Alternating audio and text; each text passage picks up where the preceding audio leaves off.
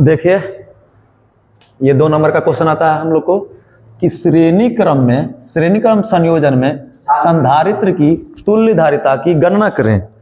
अब जरा देखिएगा, तुल्य धारिता की गणना करना है तो सबसे पहले समझिए कि धारिता क्या होता है। धारिता होता है धारण करने की क्षमता, ठेठ में कह सकते हैं।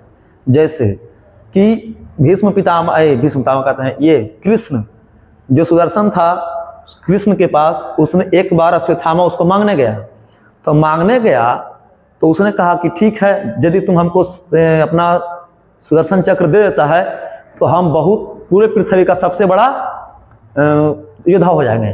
तो उसने निकाला, कृष्ण ने निकाला अपना सुदर्शन, बोला जाओ सुदर्शन उनके पास।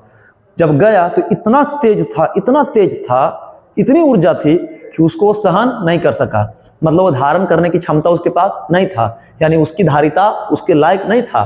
तो वही कहते हैं कि धारण करने की क्षमता को ही धारिता कहते हैं। यहाँ पर जो हम लोग करेंगे, आवेश धारण करने की क्षमता को धारिता कहते हैं। तो आप जानते हैं कि श्रेणी क्रम और समांतर क्रम 2 क्रम में संयोजन हम लोग करते हैं, जोड़ते हैं। हम पहले आपको दिखा रहे हैं श्रेणी क्रम में, तो हमने क्या किया कि एक संधारित्र C1 लिया, दूसरा C2 और तीसरा C3, ऐसा ढेर सारा संधारित्र लिया, N संधारित्र लिया और उसको हमने श्रेणी क्रम में जोड़ दिया। अब सभी में क्या है, इसको आवेश जाएगा। जरा देखिएगा कि श्रेणी क्रम में 2 चीज याद रखिएगा, आवेश जो होता है, आवेश समान रहता है, यानी कि इसमें जो आवेश होगा वही आवेश इसमें भी जाएगा, वही आवेश इसमें भी जाएगा, वही आवेश इसमें भी जाएगा, यानी कि आवेश जो होता है श्रेणी क्रम में समान होता है। और विभव क्या होता है, विभव अलग अलग होता है। सुनिए, विभव क्या होता है, अलग अलग होता है। मेरा कहना यह है कि जो अलग अलग होता है उसको आप जोड़ दीजिए और कुल निकाल लीजिए। तो यदि हम यहां से निकालें भी कुल, तो भी कुल निकालने के लिए क्या करेंगे, V1 प्लस V2 प्लस क्या करेंगे, V3 plus dot dot dot कहां तक करेंगे, Vn तक करेंगे। अब जरा सा आप देख लीजिए कि यहां पर यदि हम निकालें C1 तो यह हो जाएगा Q बटा V1, इसकी बात करें तो C2 बराबर Q बटा V2, और इसकी बात करें C3 तो Q बटा V3। कैसे निकालें हम लोग, चूंकि Q बराबर CV, यहाँ से C बराबर Q बटा V।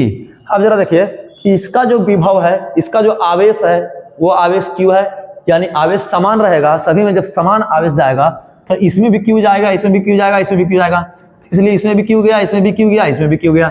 इसका विभव अलग है V1 तो इसके लिए लिखे V1, इसका विभव अलग है इसके V2 तो इसके लिए V2, इसका विभव अलग है V3 तो V3। हमने निकाल दिया। तो V जो कुल होगा, इसको यदि हम देखें तो यहां से जरा देखना कि इसको लिख सकते हैं हम लोग क्या, V कुल बराबर माने Q बराबर CV, तो C बराबर क्या हो जाएगा, बोला Q बराबर V बराबर हो जाएगा Q बटा C। तो इसको लिख सकते हैं क्या, Q बटा C लिख सकते हैं इसको। अच्छा, ये जो C होगा वो कैसा होगा, तुल्य होगा।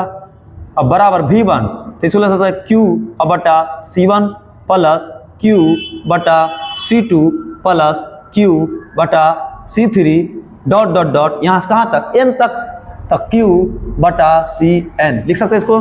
क्यों, क्योंकि यहाँ से जरा C1 का मान देखिए Q बटा V1 है, C2 का मान Q बटा V2 है, तो यहाँ से V1 का मान कितना हो जाएगा, Q बटा C1। देख लीजिए यहाँ से V1 का जो मान होगा वो Q बटा C1, V2 का मान जो होगा वो Q बटा C2, V3 का मान जो होगा वो Q बटा C3 होगा। अब देखिए जरा इसको लिख सकते हैं हम लोग Q बटा C तुल्य बराबर Q को कॉमन ले लीजिए तो यहाँ से बचेगा 1 बटा C1 प्लस 1 बटा C2 प्लस 1 बटा C3 डॉट डॉट डॉट 1 बटा Cn। Q से Q चल जाएगा तो यहाँ जो हमारा फॉर्मूला निकल करके आएगा C तुल्य, तो इसको लिखेंगे 1 बटा C तुल्य बराबर 1 बटा C1 प्लस 1 बटा C2 प्लस 1 बटा C3 plus dot dot dot 1 बटा Cn। हमने क्या किया, आपको इसमें एक फॉर्मूला ही याद रखना है, एक ही बात का ध्यान रखना है कि आवेश समान होता है, यानी कि आवेश जितना भी होगा सभी में क्या जाएगा, समान जाएगा, और विभव क्या होता है, अलग अलग होता है। और जो अलग होगा उसको आपको कुल कर देना है, बस इतना ही बात है। जो अलग होगा माने विभव अलग है तो उसको कुल कर दिए, तो V कुल बराबर V1 plus V2 plus V3 निकाल दिए जोड़ के। V का हम मान रख दिए C बटा Q बटा C तुल्य, तो ये जो कुल होगा ना कुल, तो इसको C तुल्य कर दिए, तो इसका फॉर्मूला हमारा है Q बटा C1 Q बटा C2 Q बटा C3। क्यू को कॉमन ले, कॉमन से कट गया, हमारा निकल कर गया इस ये। यदि यहीं पर आपको दो संधारित्र के लिए कहेगा तो उसके लिए हम लोग क्या करेंगे, ये हमारा दो संधारित्र कहेगा तो 1/c बराबर 1/c बराबर 1/c1 प्लस 1/c2 कर सकते हैं। आप जरा देखिए, दो संधारित्र के लिए C1 C2 हो जाएगा, इसको C1 से C1 कट जाएगा, बचेगा C2 प्लस C2 से C2 चल जाएगा, बचेगा C1। तो 1/c बराबर इसे क्रॉस कर दीजिए, तिरछा गुना तो हो जाएगा C into C1 plus C2, इसको लिख सकते हैं बराबर C1 C2। इसलिए यहाँ C बराबर C2 जिसको कहते हैं C1 C2 बटा C1 प्लस C2। ये हमारा आ गया दो संधारित्र के लिए। लेकिन यदि आपसे 2 नंबर का पूछेगा यही कि श्रेणी क्रम में समतुल्य प्रतिरोध, समतुल्य धारिता की गणना करें, तो समतुल्य धारिता हमारा आ गया ये वाला, यहीं तक हमारा हो जाएगा आंसर।